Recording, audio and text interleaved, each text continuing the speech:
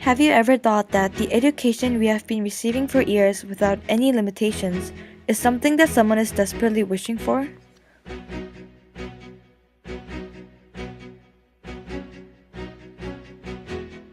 On March 14, 2015, we headed to Nepal to get a closer look at Nepal's current education system.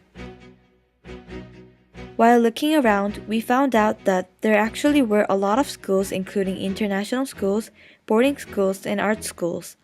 Also, there weren't only schools, but many academies and private institutions.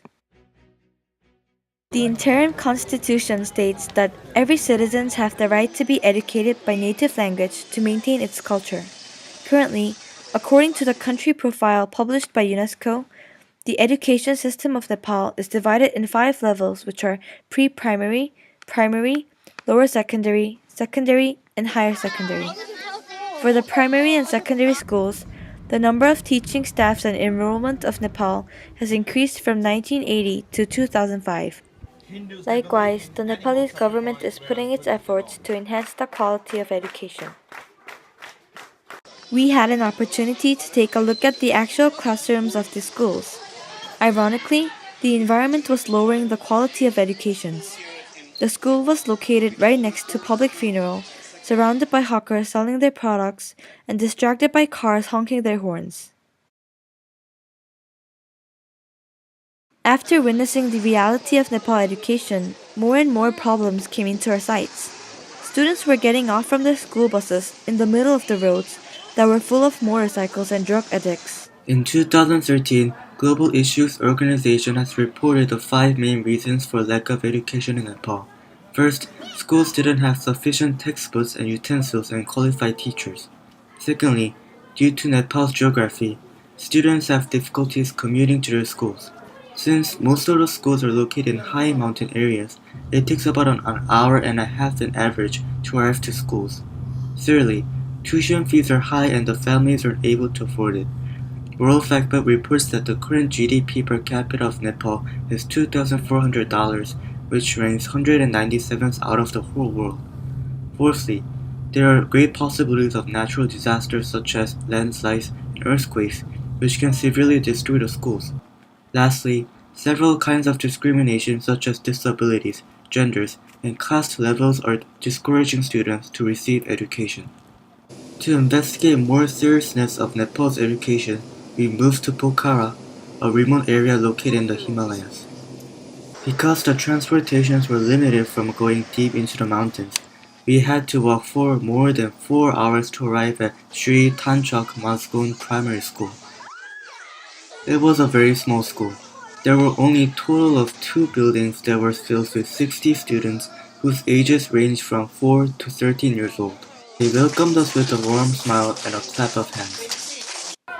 Our service project began from the next day. Because the school was located on the steep slopes, our project was focused on building the stone walls to protect the school from getting damaged by the landslides. The first group of us stood in a single line and passed the stones to the person after another. The last person who was standing in the line piled up the stones into a wall. While the first group built the wall, the second group went into the school and had an opportunity to meet the students. We read a Korean traditional fairy tale which was translated into English. While reading the book, we noticed that most of the kids could not speak English at all and they couldn't understand the book. However, by using the English to Nepalese vocabulary list along with our body languages, we were able to break the language barrier between us. After finished reading, we donated the books that we have published to the children as one of their education resources. To further share our cultures, we gathered up outside the school and played games. Surprisingly, the game they suggested was something that was also played in Korea. The children looked happy, joyful, and delighted. While we were playing with these enthusiastic and positive children, we felt sorry for them that they had certain limits in their education due to several factors mentioned previously. Also, when we were reading the books to them, we found out that they were very passionate, willing to learn new things, and had good attitudes. It's not a difficult thing for us to read them books and play with them. However, for the Nepalese children, it would have been an unforgettable memory and a great opportunity that could have changed their lives.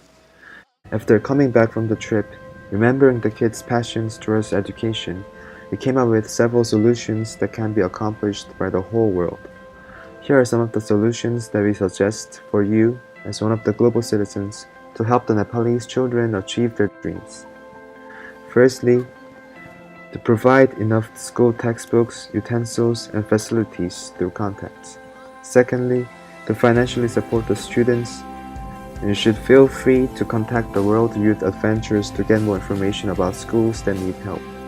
Thirdly, to raise more awareness about the seriousness of Nepal's education, don't hesitate to share this video through social networking websites. Your small help can actually change the world.